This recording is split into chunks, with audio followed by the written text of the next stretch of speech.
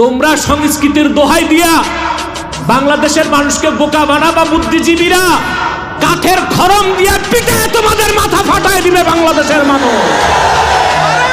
হিন্দুস্তানের দালালি বন্ধ করো, বাংলাদেশে বসে হিন্দুত্ববাদকে প্রচার করতে দেওয়া হবে না। আর এখন বাংলাদেশে চলতেছে সংস্কৃতির নামে শিরক, মঙ্গল শোভাযাত্রা।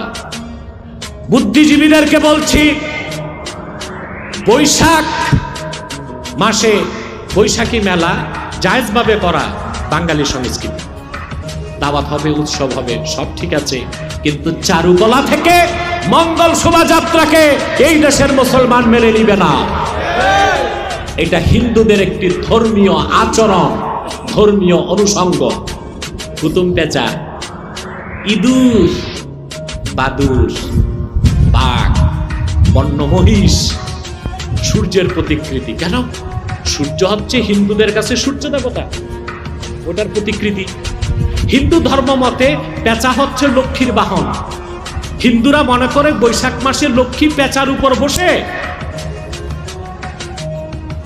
লক্ষ্মী নিয়ে আসে। এই বিশ্বাস থেকে হিন্দুরা মঙ্গল শোভাযাত্রা বের করে। তোমরা সংস্কৃতির দোহাই দিয়া বাংলাদেশের মানুষকে বোকা বানাবা। বুদ্ধিজীবীরা কাঠের খড়ম দিয়া পিটে তোমাদের মাথা ফাটায় দিবে বাংলাদেশের মানুষ।